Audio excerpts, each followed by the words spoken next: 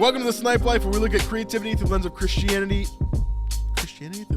Yeah, that's it. Man, I always mess this up. Let me restart that real fast.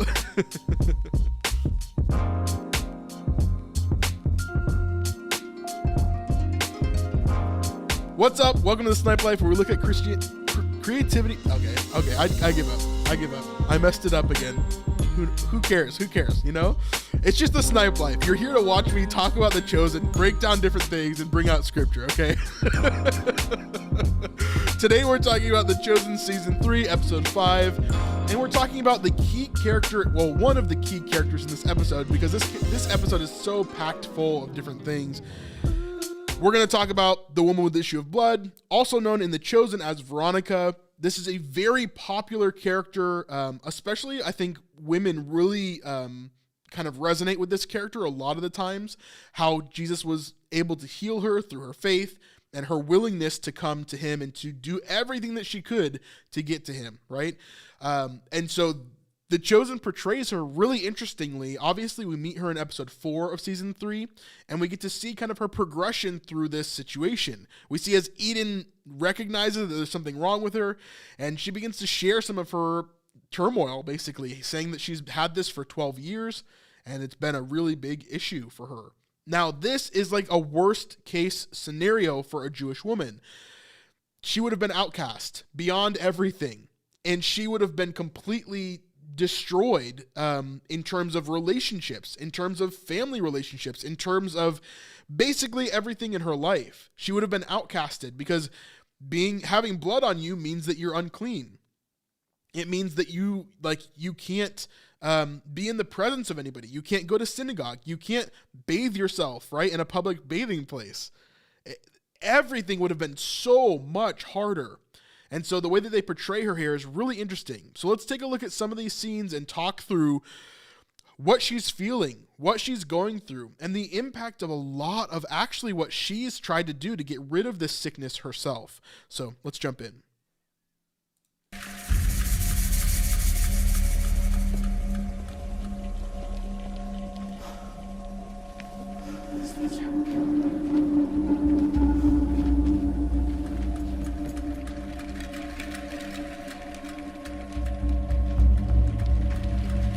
Here we see Veronica on the ground, and we see all the blood. Obviously, they're worried about her because this is a copious amount of blood. Like, this is a lot of blood. Who are you? What's happened? Did someone hurt you? I'm not hurt. You need a doctor. Does your head feel like... Can you see clearly? Listen, you don't have to help me. Go into town and get the doctor. No! Don't. I've wasted all my money on doctors. Dad. Maybe he could help. And again, we come to Nathaniel with the blunt personality that he has. Immediately, the first thing that he says is maybe he could help. One of the biggest criticisms that I got about episode 4 is that Eden never once tries to bring her to Jesus. Eden never once even suggests, hey, you might want to go to Jesus. All of my husband's friends are his followers. She doesn't mention that a single time. Now, we know that she kind of doesn't because of her trauma that she's going through right now. She can't think of anything else. She's overwhelmed. And her body and her mind right now are just destroyed.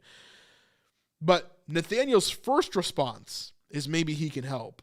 And that kind of pushes everything off. The master has not been out to the public. What are you talking about? We're followers of a rabbi. Very special one. A different kind of doctor. No. Different kinds of doctors only make things worse. What does she mean by that? Let's back up a little bit. On YouTube, I can go frame by frame. Now, look at what's happening here. Now, I owe this to my friend, Brandon Robbins, who is another great YouTube creator. If you want to go check out his channel, I definitely, would suggest that you do if you want to learn more about The Chosen, more about scripture. He's amazing. He actually has a devotional that he just released on Amazon. How crazy is that? How crazy is that? That's crazy. Really actually amazing. It's called Beyond the Words. But let's look at what she is doing here. In Brandon's video, he actually said that this necklace that she's wearing may be an amulet that was given to her by a shaman. Now, what are the words that she's saying here? Let's listen again.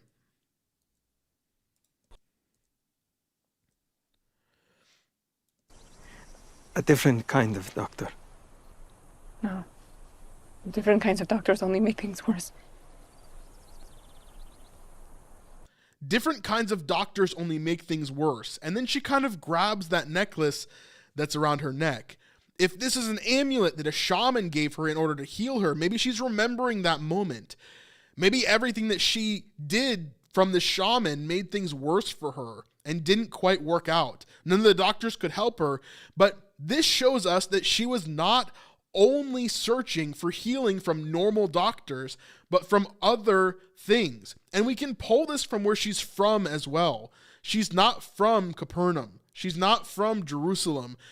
She is from Caesarea Philippi. And if you know anything about Caesarea Philippi, you know that that place is overrun with idols. In fact, there's a place there called the Gates of Hell. And this area is where they would do hundreds of child sacrifices. It's a terrifying place. And this is where Veronica is from. That's where she tells us she's from in an earlier episode, in episode 4. And so we know that she was surrounded by this pagan activity, this cult-like activity. And she has been searching everywhere for the last 12 years to find a cure. Why? Because this is the worst possible thing that could happen to a Jewish woman. She is outcast completely. Nobody wants to be around her. There's no chance of her finding a husband or a friend even.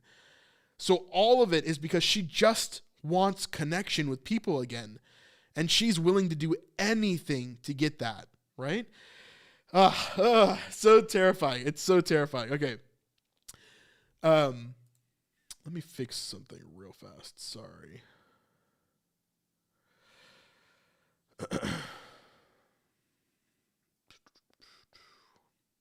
Sorry, something just broke on my computer and I need to fix it.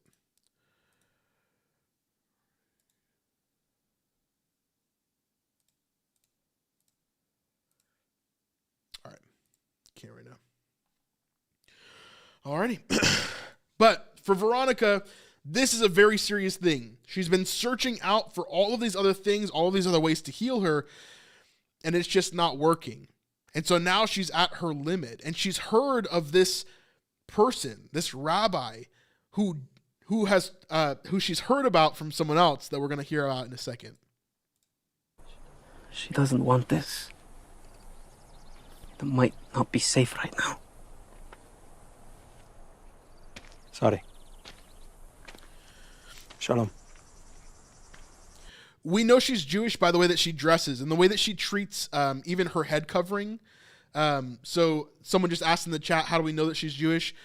Just because of the way that she acts here and the way that she shows how she knows the law and how she understands kind of what's going on there. So in scripture, I'm not sure if we know exactly that she was Jewish, but I would count that she was because of the area that she was and the people that she was around, but not 100% sure, I'm sure. So.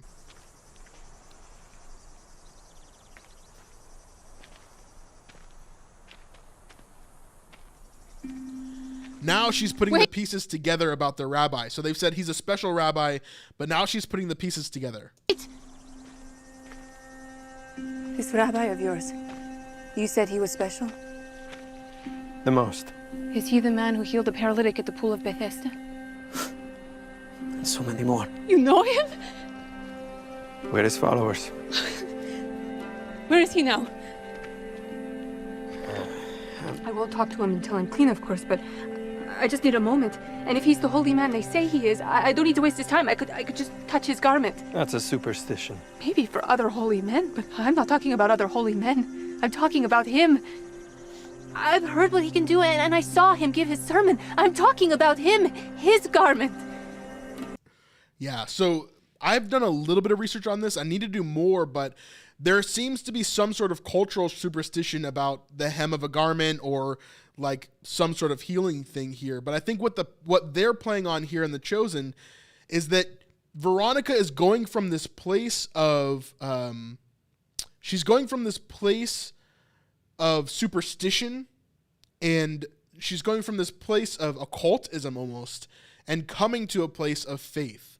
And so she is bypassing all of these other things. And even though this may be a superstition for some people, for her, it's not. It's all about faith. And it's all about her having that faith in Jesus specifically. I understand. I'm unable to go to synagogue. My father disowned me. I've got no one. I've come all this way, and I've waited so long to meet him.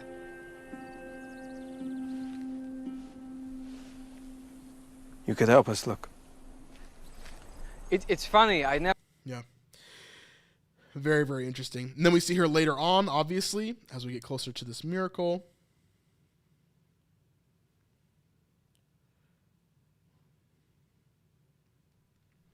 We see her appear in the crowd with everybody else. We see as everybody is pushing through this crowd, they're trying to get closer to Jesus. This is how it happens in Mark 5, and we can read that here.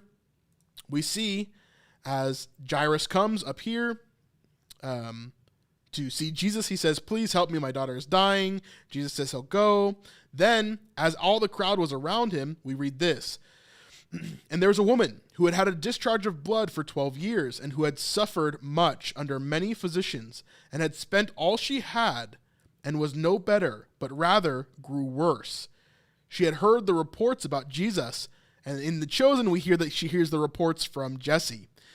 "She heard the reports about Jesus and came up behind him in the crowd and touched his garment." Now, garment is a word here that we know kind of means the talit or the tzitzit, right? So the talit is the garment that they wear that has 4 corners, right? And on the bottom of those corners, on the bottom of the garment, is the tzitzit, which are like the tassels that are at the bottom of the garment. The reason why this garment is important is because those tassels represent like a remembrance of the law.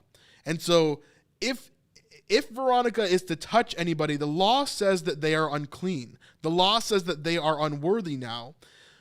But by Veronica touching what is a representative of the law that is hanging off of the Messiah, right? All of this is kind of connected, right?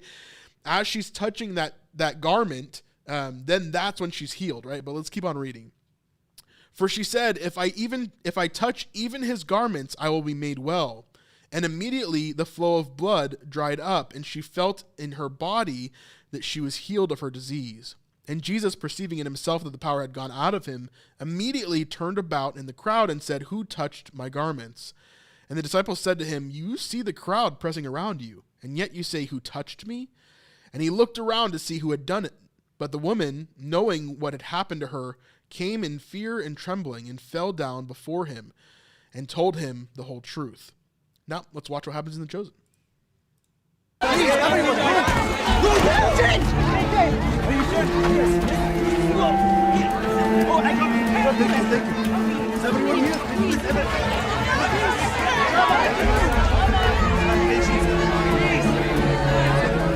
everybody pressing in. What's going on? She is.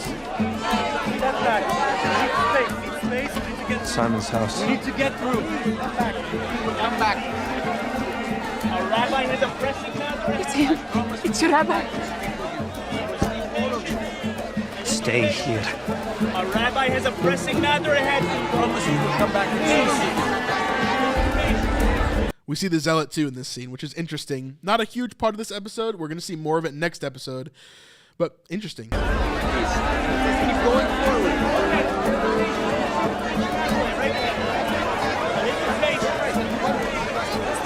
Stay back, everyone. Our rabbi has a Reach out. She's trying to get his attention.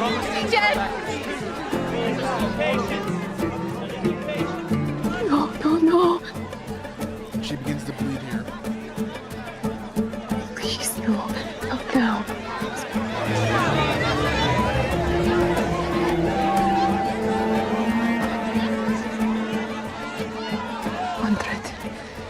One thread.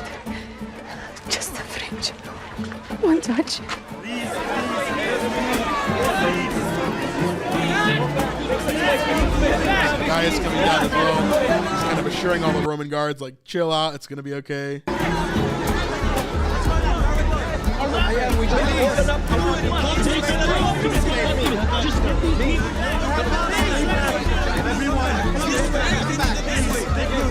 One thread. It's just the fringe. One touch. She's kind of talking herself One thread. up. One But then we see the guy who we saw in the last episode who called her unclean and had to return, like, threw his clothes back at her because she was bleeding, and this is an issue for him. Just the edge. Only a thread. You! I know you! Get away from him! Stop it, please. Rabbi Yosef! Rabbi Yosef! This woman bleeds. She is unclean. We removed her. Please, I promise I won't touch him. I just need to. Woman, please, we can help you, but not now. So he's saying we can help you, but not now. He wants to get her cleaned up. He wants to get her to a place where she can clean herself because he thinks that she's on her period, basically. Sorry. Try tomorrow. And recognize this here in this scene. Even Nathaniel and Thaddeus, who had been helping her up to this point, kind of give up on her. Nathaniel says, okay, we'll try tomorrow. Like, that's the best I can do. And she's not willing to accept that. Please, just a moment. Just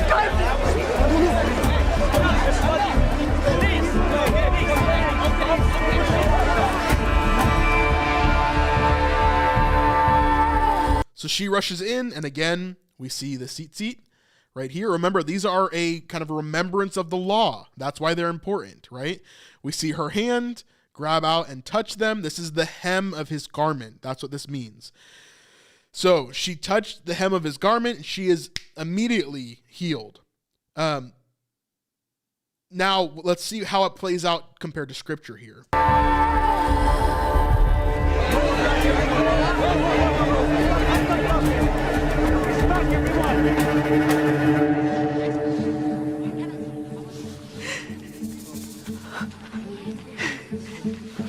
Immediately she's healed and she knows it. That's how Scripture plays out as well. We read that right here. And again, if I touch his garments, I will be made well. And immediately the flow of blood dried up, and she felt in her body that she was healed of her disease. So immediately it happened. Same thing with Jairus' daughter. Immediately. What's wrong? Who touched me? Everybody back. Back. I asked the question. Who touched me?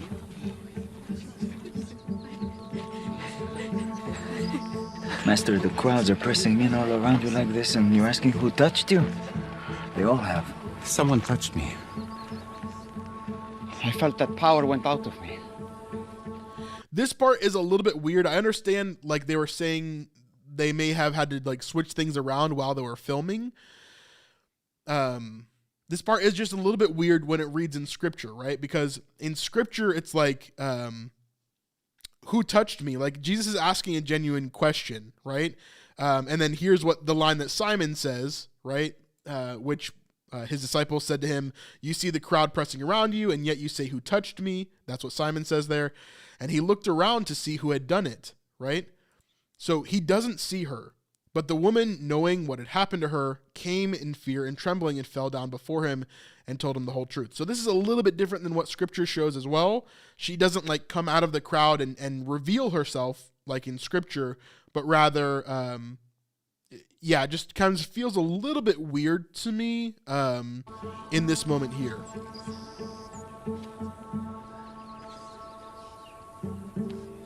Like, everybody sees her. She's kind of out in the open, and obviously it was her. She's the one that was reaching there.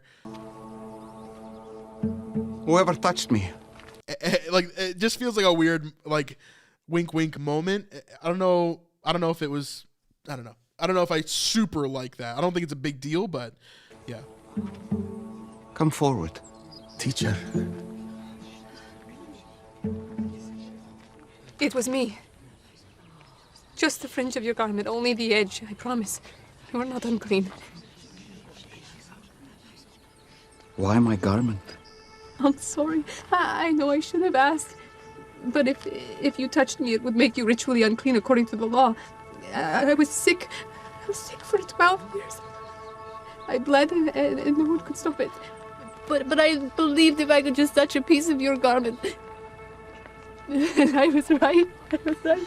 Thank you. Again, we'll look at this real fast. So, who touched me, but the woman, knowing what happened to her, came in fear and trembling, fell down before him and told him the whole truth. So this is what she just did, right? She told him the whole truth. And then he says to her this. A man from the pool. So she He found was out from right. Jesse at the pool. The Again, I'm word is- skipping forward a little bit because there's music here. He's-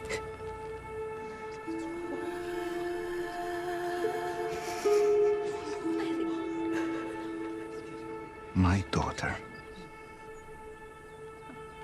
I'm no one's daughter anymore. Again, this is what we see in scripture. He says daughter here. Very similar to what we see him say to like the paralytic, for example, in season 1. He says, my son. Look up. Yes, you are. Daughter. It wasn't my piece of clothing that healed you. But it was instant. I felt it right away. I know, but it wasn't this. It was your faith. So let's talk about this from the perspective that we've been talking about throughout this video. Veronica has this perspective that she's searching for something to heal her. And in the end, she concludes that Jesus will heal her, and all she has to do is touch the fringe of his garment, which comes from a superstition, right? At least in the Chosen's lore here, right? And so if this is a superstition, she doesn't fully understand everything that's happening. She doesn't fully get like who Jesus is and what all is going on with him. She doesn't. She doesn't fully understand that he's the Messiah. But the thing is, God doesn't require us to have full understanding to come to him, right? God doesn't require us to have full understanding. He just requires us to have faith, and not even a lot of faith. The faith the size of a mustard seed can move a mountain, right? So in this circumstance, we see this dichotomy between Jairus and Veronica, the woman with the issue of blood. In one sense, we have Jairus, who has gone back through all the Old Testament and all of the Torah, and he's done all of this research, and he knows exactly who the Messiah is supposed to be now, because he has this clear vision of who Jesus is now because of Yusuf's writings. But then on the other hand, we have Veronica, who knows nothing, doesn't have a lot of education, doesn't understand who the Messiah is. And so in a way, this episode is kind of telling us, well, really, scripture is telling us this, right? But this episode is kind of perpetuating it, this idea that you can come to Jesus and have faith, whether you know a lot or you know a little, whether you think that you're worthy and you're good enough or you're not, right? And so you can come to Jesus with this faith. The only thing that's required is faith. The only thing that's required is for you to believe. And so as we think about that, how beautiful is that, right? That we have this moment of faith from Veronica, from this woman with the issue of blood, where she comes and she doesn't have to know all these things. She doesn't have to understand fully, because she's even confused in this moment, right? In this moment in the Chosen, he goes, it's not my garment that healed you. And she goes, but I touched it. But that's what healed me, right? And he goes, no, it was your faith. Let's watch that again. But it wasn't daughter. Daughter. It wasn't my piece of clothing that healed you. But it was instant. I felt it right away. I know, but it wasn't this. It was your faith.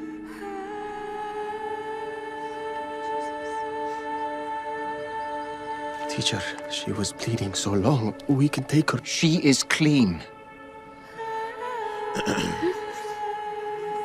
And again, he's not talking about physically. I think physically she's probably pretty nasty. But spiritually, she is clean. She's come to Jesus and now she's receiving forgiveness. She's being healed not only for the physical things, but like he told Jairus earlier, he's not just a healer of physical things, but of spiritual as well.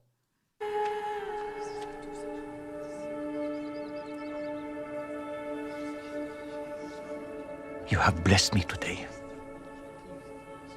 And I know, my daughter, I know it has been a fight for you for so long. And again, none of this is in scripture. This pretty much ends here. So he says this one, he says, daughter, your faith has made you well. Go in peace and be healed of your disease. So he's saying you're healed. And then while he was still speaking to her, so there are other things that he was saying, or at least while he was saying this line, someone else came up to him, and that's when the whole Jairus thing starts to play out the rest of it. But really beautiful part here, obviously.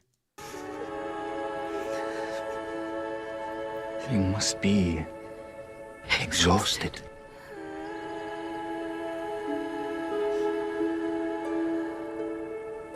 Go now in peace. Your faith has made you well.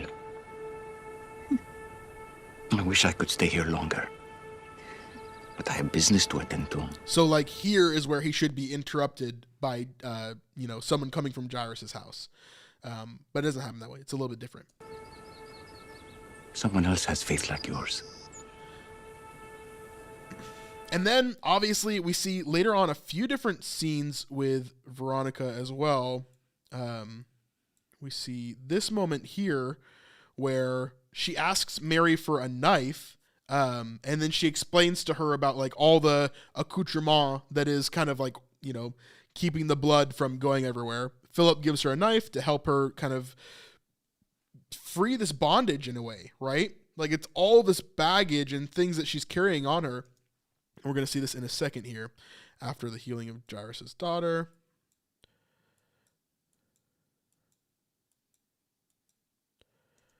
We see this moment here where she begins to cut off all of these things that she has. So she has like this rope that's connected to some clothing. It's got like, she has like an extra skirt under her skirt.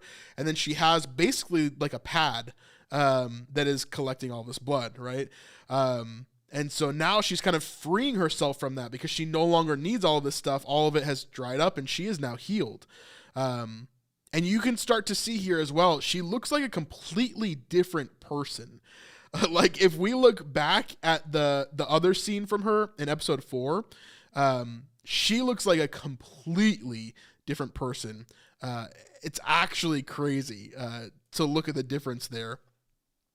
Let me see if I can find it real fast.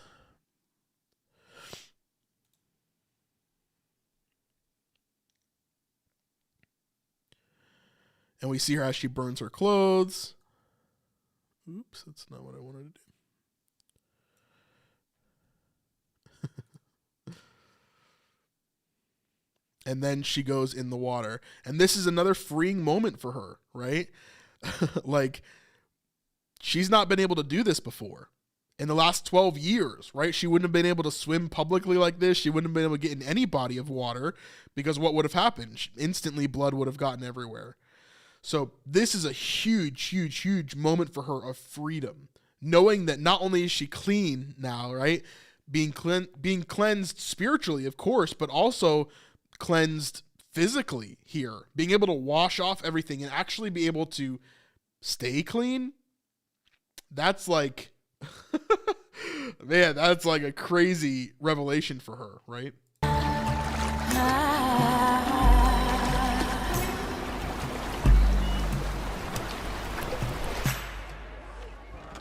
Let me go back and find that real fast, and I will put it side by side for us so we can see. Because I want to really show that difference there, because it is crazy to me, the difference. By using us, I'll use the trailer here.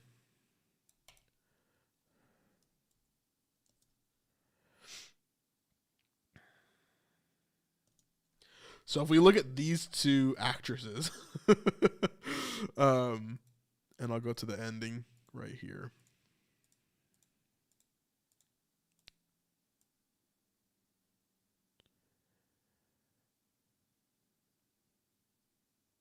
How you're doing? Yep.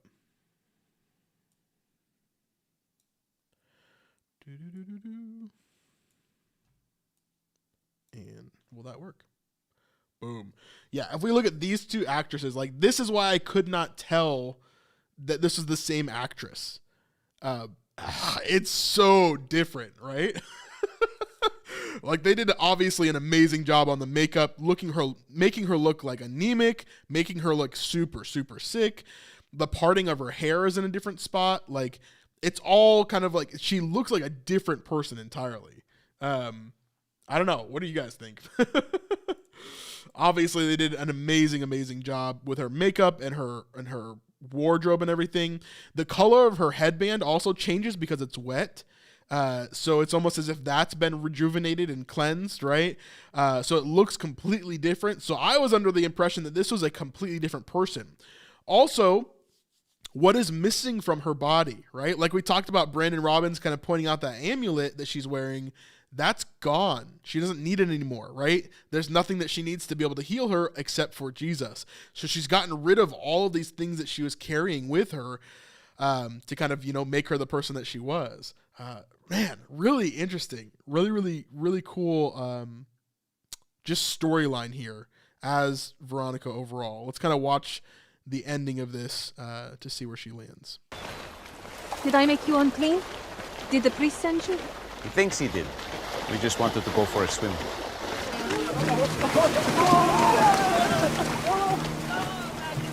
Joke's on him. We were looking for you. Yes, to see how you're doing. Thank you. I know I disturbed you. It was a welcome disturbance. My favorite kind. Now, if you'll excuse me, I can't miss this. And of course, we have the pool party scene. Everybody kind of getting in there. But Veronica, the woman with the issue of blood, for being a short story in scripture, I think it was a very impactful storyline in The Chosen. I don't know if we'll see more of Veronica. Some people think that she may become a follower. While that's probable, I don't think it's actually probable for The Chosen to keep her on, but we'll see. Who knows? They really could do anything. So there were women followers of Jesus. Obviously, we have Mary Magdalene and some others that have kind of appeared, like Joanna in scripture. We're still waiting on someone like Susanna, but who knows what's kind of going on there. So really, really good overall. I think the storytelling was great, and I love the writing in this show. As always, there are things that are kind of hidden in the details of this show that they're not going to outright tell you, because they understand that the watcher of this show is intelligent. The watcher of this show, understands kind of what's going on. And as we dig into these things, we kind of find more and more little bits and pieces. And so it's cool to kind of see those things. I love that Brandon Robbins pointed out that necklace and really got me thinking about the superstitions that she would have gone through and the shamans that she would have visited. Thank you so much, Yanni. Rabbi Yanni's here, everybody. But yeah, there's a lot of things that are really interesting about this character in general. Awesome. All right, what do you guys think about Veronica?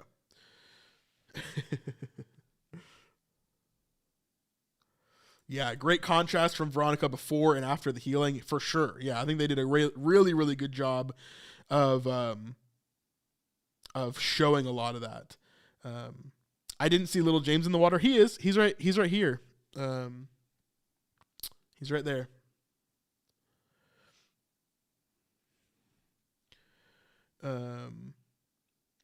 Yeah, she broke all the chains off. Yeah, all the things, the necklaces, everything. I thought they were baptizing someone in the behind the scenes clips. Me too. I thought it might be a baptism. I thought it was weird that all the boys get in the water with her. So I'm glad that didn't happen.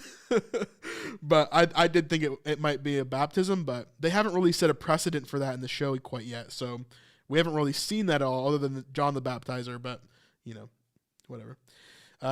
Is Jesus' hair is wet when he runs into the lake, but it's dry in the next scene? It's probably because they did that scene multiple times. It's kind of hard to get everybody dry and wet and dry and wet. So she might stay to help Eden. We'll see. Like I said, I think Eden's storyline is mostly about Simon and kind of digging into that. When Jesus sets you free, you are free indeed. Absolutely. Yeah. I'm so happy The Chosen depicted this story. Yeah, let me know your thoughts. What do you guys think about this story in general? Is this someone that you really relate to? Yeah. Did someone say she was at the Bethesda pool? I need to go back and see now. It is very possible. Maybe she was there trying to look for healing, and that's where she met Jesse. And maybe he was kind of evangelizing to people at the pool. Who knows, you know? Yeah. But that's who she heard about him from. So Jesse is obviously doing something somewhere, telling people about Jesus. What does her name mean? Do you think there's a reason she's named that? It might be an allusion towards the tradition of Veronica. It's more of a Catholic tradition, but there's a tradition of someone who wiped Jesus's face with a cloth, with her veil, when he was being crucified, or like while he was carrying the cross, and that person's name was supposedly Veronica. But this is a tradition. Like, this is not something that we find in scripture. So it's just something that we kind of hear throughout time. So I think that the name might be an allusion towards that, but I doubt it. I'm just making that connection because of blood, really. So, and the name Veronica. This scene with Veronica was so healing for so many women, including myself. I haven't had a healing cry like this since season 2, episode 5. Interesting. Yeah. Jesus was baptizing his disciples. Maybe maybe that's the way he could see it. A big old they're playing chicken to baptize them. She has no family. I wonder if she doesn't join them, what is she going to do? Yeah, that's true. I don't know. I wonder if they'll even go there, or if she just goes off and does her own thing. Who is hoping for the Apostle Paul series in the next series, after this series? Yeah, that would be amazing. That would be really, really cool to see Acts or the like Apostle Paul doing all the stuff. Yeah, for sure. When I first saw the BTS of this scene, I thought she was drowning herself. Obviously not the case. She looked way too like happy, like excited. I went through a lot of different things. At first, I thought this was Joanna when we saw her, because Joanna wears similar color clothing in a lot of the depictions that we see of her throughout time. And she does wear very similar colors, actually, in The Chosen as well, but we never saw any BTS of Joanna at all, so it would have been hard for me to really put that together. At first, I thought she was Joanna, and then when I saw, that other picture of her, this one right here, when I saw... Oops, did I break it? Breaking it. When I saw this picture of her... I was like, oh, no, that can't be her. And then Megan sent me over her Instagram, and it turned out to be the same person. So, yeah. I was very confused for a little while. That was something I got pretty wrong. So, get one thing right with Eden, get another thing wrong with this one. So, 'twas a good episode. I ugly cried. Seriously, she was one of those that stepped over Jesse at the pool. Maybe.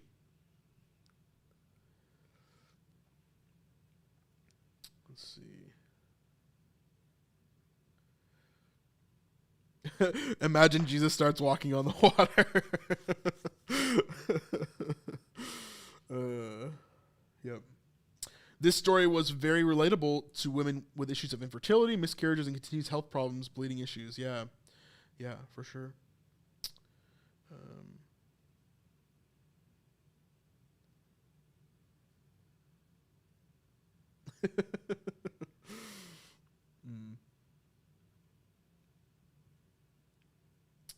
I'm excited for Testament. Yeah, me too. I'm excited to see what they do with it. I don't know how long it's going to be until they're in production and stuff. We'll see how that goes, but Testament looks pretty good. Speaking of Paul, does anyone have any guesses who Saul is? Some people have said Shmuel. I don't think that super fits right now. Maybe it's that guy we just met in the other scene. I don't think we caught his name. So maybe it's that guy we just met in episode 5. Who knows? Must be hard for Eden to see Veronica healed of her issue and then not get hers healed. Yeah, obviously. Yeah, I think that's a huge... it's going to be a huge thing for her. Absolutely. All right, let's continue on. All right, we've got one more thing that I want to take a look at. The other was just Sadducee. Are you sure about that?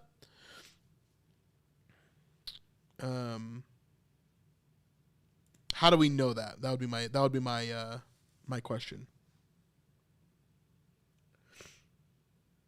Different dress. Okay, yeah. I'll do some more research. See? I thought that other Pharisee was that Rabbi Judah the doctor mentioned earlier. It could have been, but I thought Rabbi Judah would have been like a more, like, because this was an oral tradition that came down from a long line, I'm assuming. I don't know. Chosen lore is kind of hard to break down sometimes.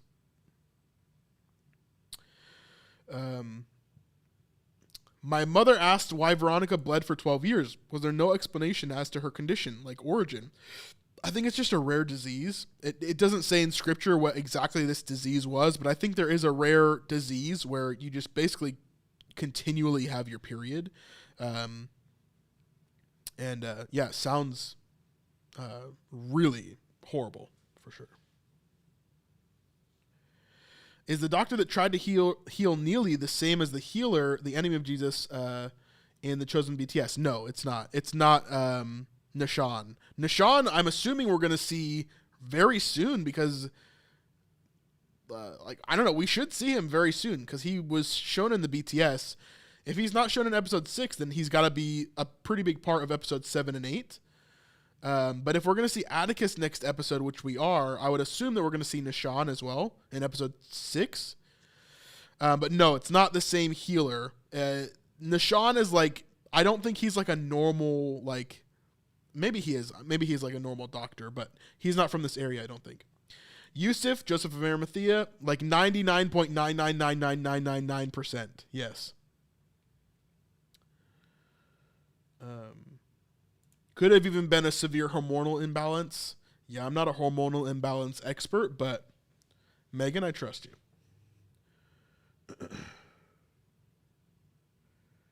Yes, a lot of people have theories of what it could be.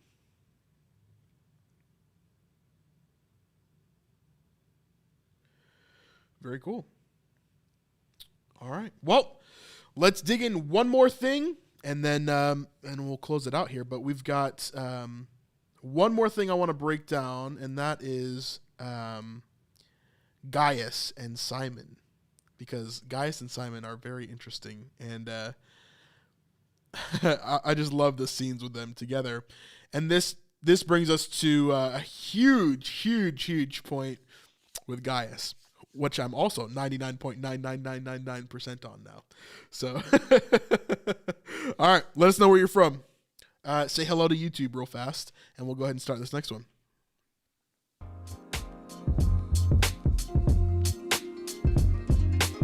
Yeah, hitting 300 likes would be dope. If you guys could hit that like button, that would be huge.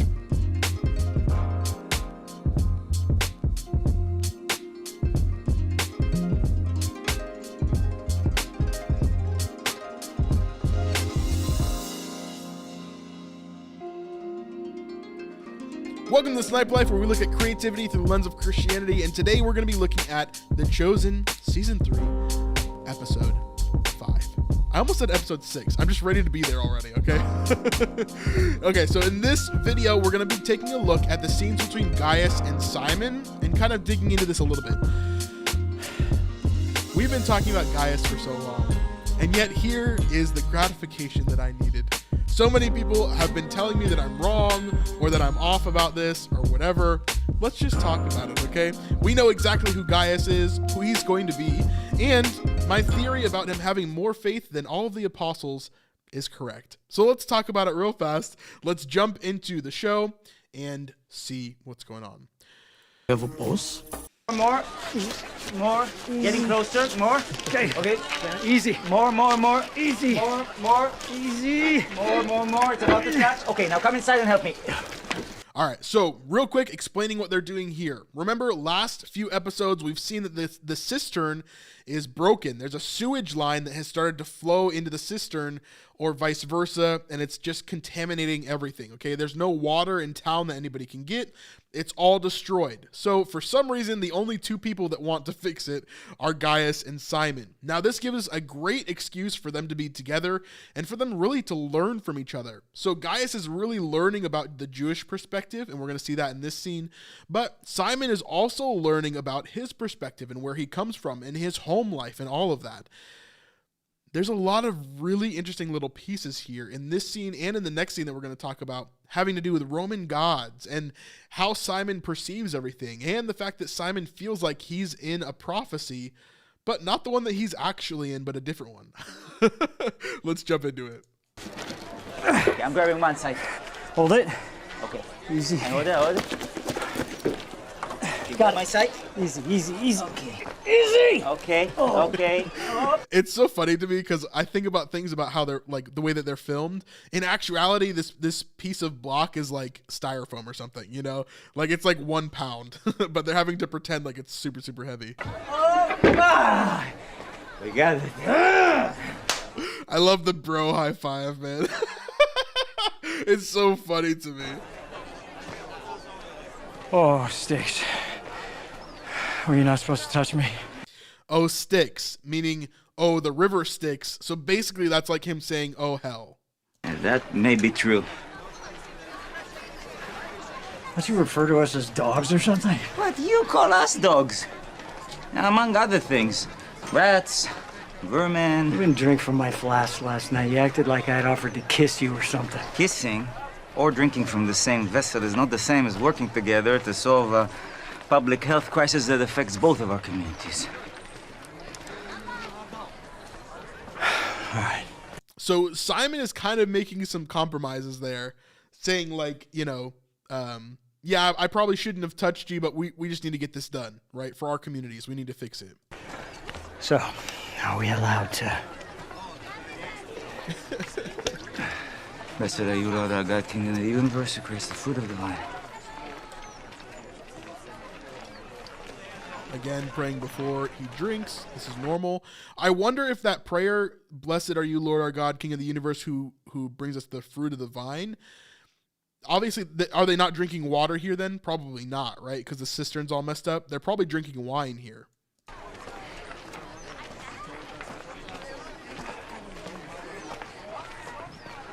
It didn't work, by the way. What? Telling her she was right. All right, did you mean it? Or are you just saying it to placate her? There is an art to this sort of thing. I don't even know what I did. How could I mean it?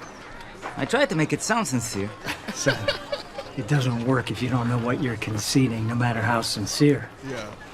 Is there another woman? No. Are the kids all right? We don't have kids yet.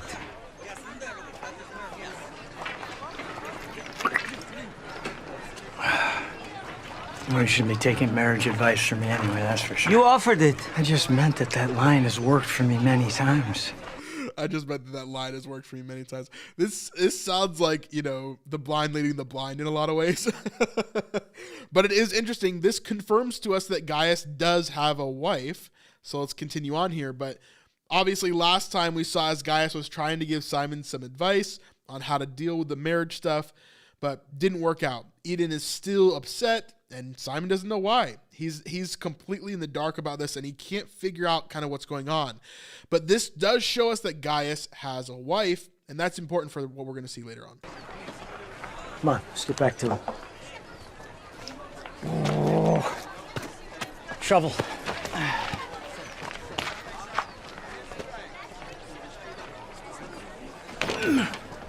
What about you? You have kids? 2. Well, 2 children in the house. That's an interesting distinction that he makes, right? He immediately says that he has 2 children.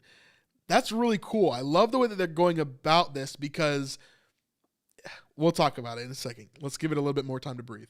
My son and a servant boy, the same age. They're friends. Child slavery. And you wonder why people find you distasteful. His mother worked for us, and she died giving birth, and we raised him as our own. Is that so barbaric? His other options would have been far worse, I assure you. No, your merciful kindness is dazzling. You deserve a medal. It was just a joke. It's not funny.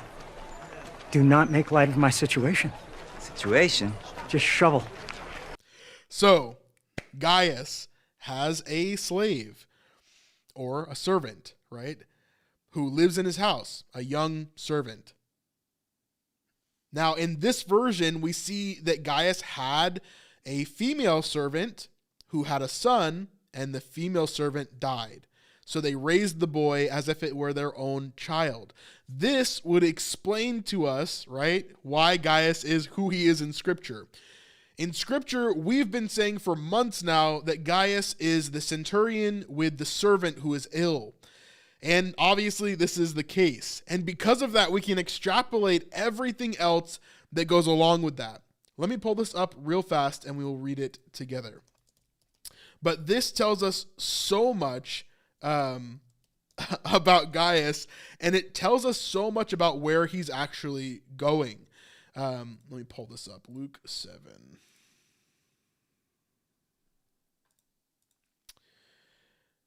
Like I said in an earlier video, this actually means that Gaius has more faith than the apostles, more faith than anybody, including Jairus or the woman with the issue of blood. Now, let's take a look at this passage here.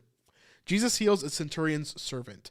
After he had finished all his sayings in the hearing of the people, he entered Capernaum. Now, a centurion had a servant who was sick at the point of death. We don't know this yet in The Chosen, but because of all these other clues, and I'm 99.99999% sure that this is who Gaius is, we can extrapolate all of this. So this is Gaius. Gaius is a centurion, sort of. He's actually a primi ordine now. What does that mean? It means he's a centurion above centurions.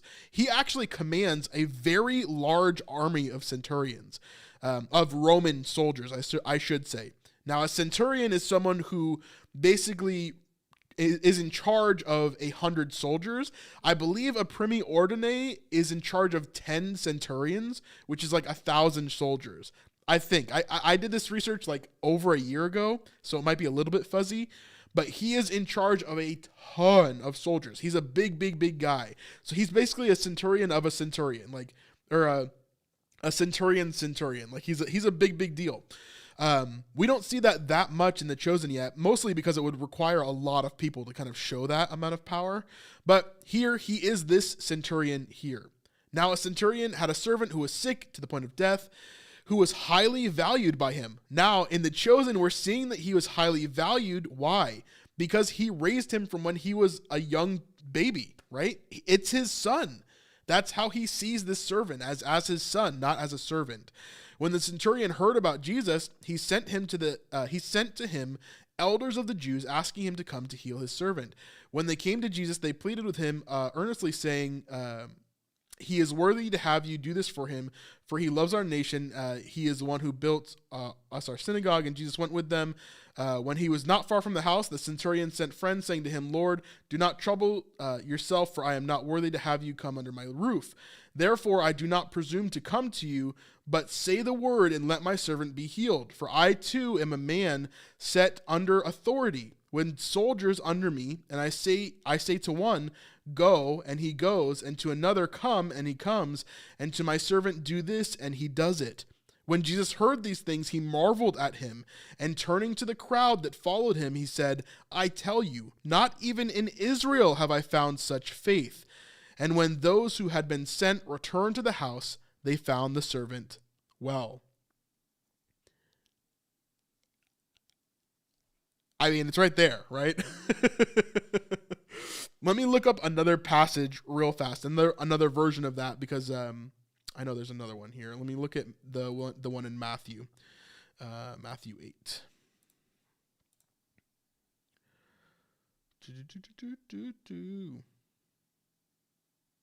Okay, so now here we see a different version of this in the one we just looked at in the other gospel.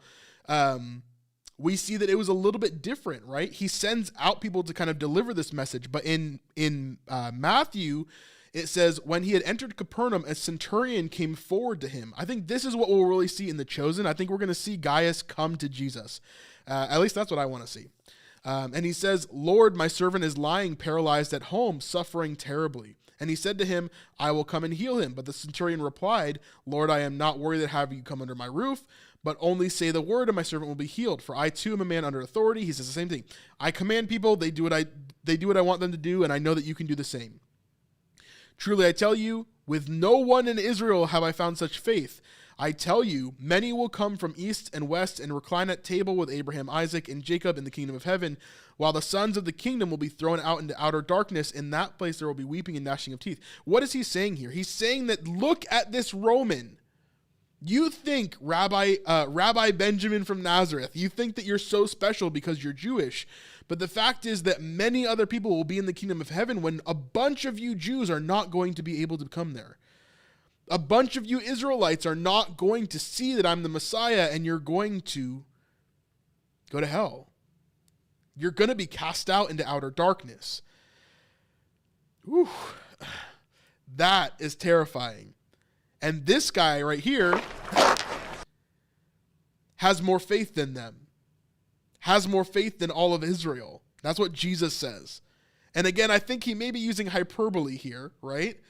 But there's a reason why he's saying it in the way that he's saying it. What? Let's just keep going. Maybe we can have this cleared by lunch. We're gonna need a mason for reassembly. You know one? Yeah, I might. That's good.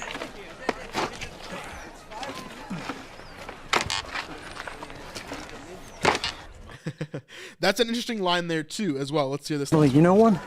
Maybe. What? Let's just keep going. Maybe we can have this cleared by lunch. We're gonna need a mason for reassembly. You know one?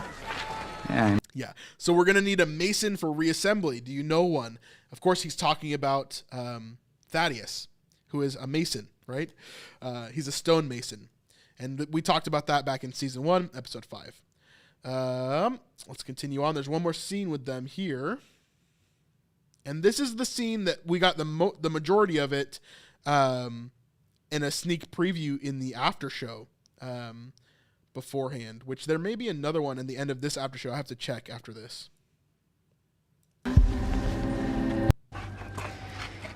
You have a religion? Who, me? No, the Romans. You have gods, festivals, no? Yeah, sure. But not anything like you. Just parties, auspices. We have parties too. From what I can tell, they do not look as fun as ours. Now, the Romans definitely know how to party, right? They do a bunch of crazy stuff. Obviously, they have these different gods and goddesses that they worship, including Dionysus, who's basically the god of wine, right? And partying, nightlife, and craziness. So there's a lot of different stuff that's kind of going on in the Roman Empire. They know how to party. Depends on that definition. Another thing we have is prophecies. So I'm told. I'm beginning to think I'm living in one. What, with the preacher? No, this. Our prophet, Jeremiah, he said, "My people have committed 2 evils. They have forsaken me, the fountain of living waters, and hewed out cisterns for themselves. Broken cisterns that can hold no water." Now, this to me shows how little Simon actually understands about the circumstance that he's actually in. Simon says, "I feel like I'm in a prophecy," but then he mentions a prophecy from the Old Testament, right, from the Torah, that doesn't have to do with the Messiah. And yet there are so many prophecies that begin to show us who Christ is and what he's going to do. And he doesn't even recognize that he is in a prophecy literally as we speak, that he is in the life of Christ, right? So it's funny to me how little he recognizes here. And I love seeing that, because I think sometimes in The Chosen, they give the disciples and everybody around a little bit too much credit, when in actuality, I think it would have been a little bit more fuzzy about how they thought about the Messiah if they really were solid about him kind of being this, of them having a full understanding of who the Messiah was. Let me say it that way. I think it's a little bit more fuzzy in Scripture what they kind of thought of and what they knew than sometimes is shown in The Chosen. But I think overall, I love getting these moments where we see a little bit more of their naivete and we see a little bit more of their ignorance of what's going on. Yeah, that sounds like a riddle. You know, you'd make a good Jew. We love riddles. We call those ones metaphors. So have you? What? I mean, forsaken your god of water. It sounds like your god identifies as a source of water, and the broken cisterns are a sign that you turn your back on him. I love seeing Gaius's like intuition here and how he's kind of leaning into what Simon is saying and almost teaching Simon without kind of diving in. Simon feels kind of caught off guard a little bit here. We only have one God. Of water, fire, wind, and everything else. That's efficient, maybe a little boring. It's a lot easier than the Pantheon. Not that hard to keep track of. Jupiter, Juno, Mars, Mercury, Neptune, Venus, Apollo, All right, Diana. stop. I'm exhausted already. What? Sacrifices to all of them. It depends on what you want. I mean, safe travel, Mercury. Victory in war, Mars. Fertility, Juno. Big catch of fish, Neptune. peace in the relationship. Vesta, goddess of hearth and home. We can see this is such a small part of the episode, but I think Simon is really looking for some of these answers, and not that he's searching for other gods. I don't think that's necessarily the case, but you can see him kind of delving into like, how would a Roman try to figure out this situation? You know, how would he go about this? It's an interesting mindset that he's in here. Oh, what's going on? Where are you going? Barnaby without Shula this time. One of the first times we see him without Shula. The preacher. They say he's going to do a miracle. Even you should be there. James, Jones, what is this? We don't know any more than you do. Come on. Make room. Is that Eden? I couldn't tell. Say he's going to do a miracle. Where are you going? The preacher. They say he's going to do a miracle. Is this Eden back here? It looks like Eden to me, right?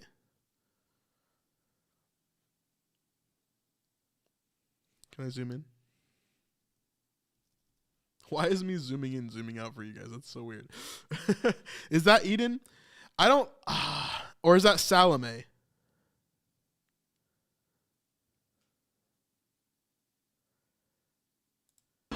Even you should be there. The reason why I'm asking is because she kind of goes unnoticed in this scene, if that's the case. James, Jones, what is this? We don't know any more than you do. Come on. John.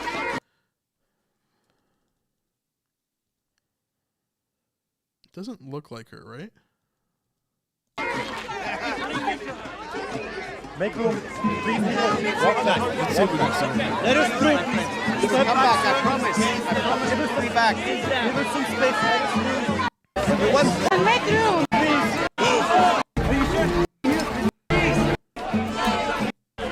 Bravo. No.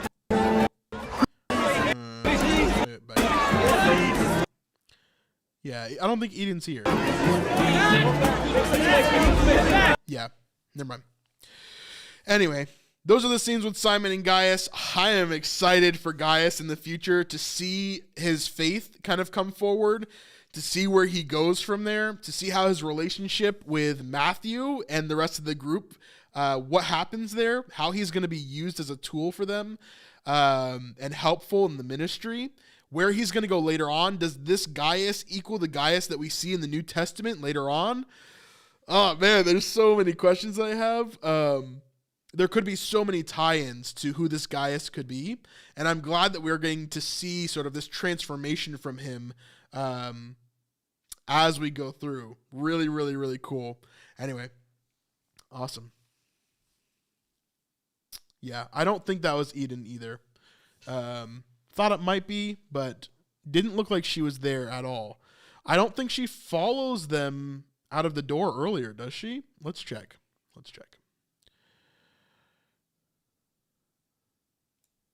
Because she just kind of like stands here, right?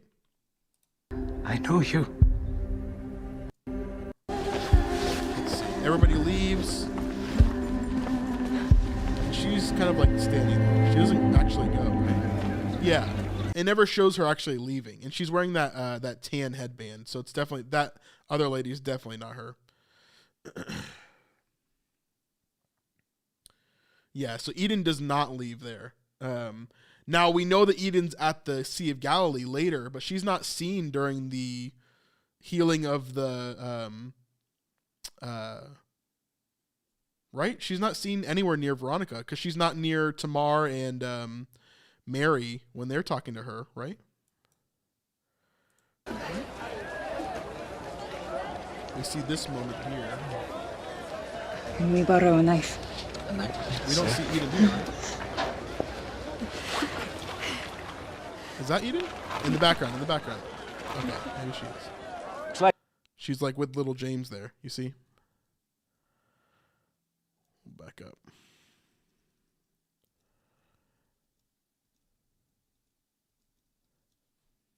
Okay, maybe back up some more. Yeah, so Eden is there.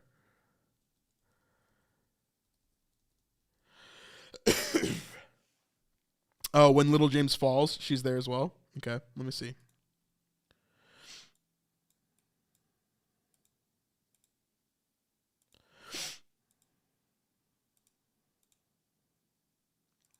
There's a pressing matter up ahead, please.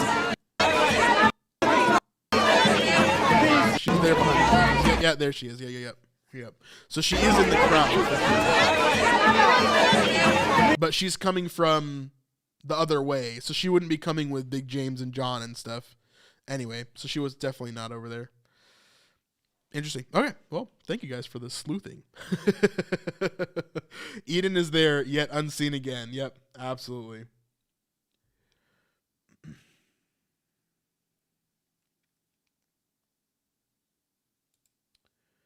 Yeah. Well, I think him doing the labor will reference why the Jewish elders speak of him in Luke. He built a synagogue. Yeah, maybe. Maybe.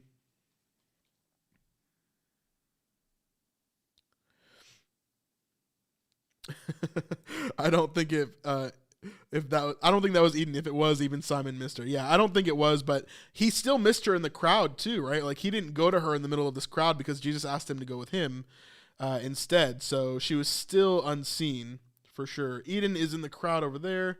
Yeah, Eden's in the crowd. Yep, she's behind Mary.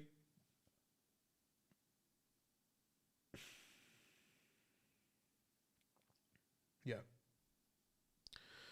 Very cool. All right. Well, thank you guys so much for sticking with me. We've had a bunch of people in here. If you haven't yet, please like and subscribe. It helps out. You guys have no idea. It's my full-time job. Like, this is what I do now. And so it helps me so much when you like and subscribe. Subscriptions, it just helps us to work with different brands, to do different stuff. Listen, this next year in our channel is actually going to be insane. I hope that you guys stick around for a lot of the stuff that we're doing. It's going to be amazing. The Israel stuff that we have planned is going to be awesome. So get ready for late February, early March for all of those Israel videos. We're going to be trying to go live while we're in Israel. I'm not sure how that's going to work, if we're going to have enough signal to actually do that. So we will try it for sure. And if it works out well, we're going to try to live stream every day if we can. So there's a ton of stuff that we're going to be doing. And I am mega excited for all of that. It's going to be amazing. And you guys actually have the opportunity to go with us to Israel next year as well. Our goal is to try to do a trip every single year, but our next one is going to be January 2024. So if you want to sign up for that, there's a link in the description down below. It's going to be an awesome trip. I'm talking to some amazing YouTubers to join us on that one as well. Anyway, it's a little bit late. Some of you it's probably midnight. Some of you it's probably 9 o'clock, 8 o'clock. Here it's 11, so it's definitely late. Thank you guys so much for sticking on with us, hanging out, and checking out the breakdown of this episode. For those of you that are here live, thank you so much. For those of you that are watching on Patreon or channel memberships, thank you so much. Seriously, you guys mean the world. Patreon is a huge part of our channel. It's really what helps our ministry to keep running, so I appreciate you guys so much. Thank you. And I hope you guys have a great night. You're welcome for the breakdown. No worry. Yeah. Awesome. You guys have a great night. I'll see you later. Peace.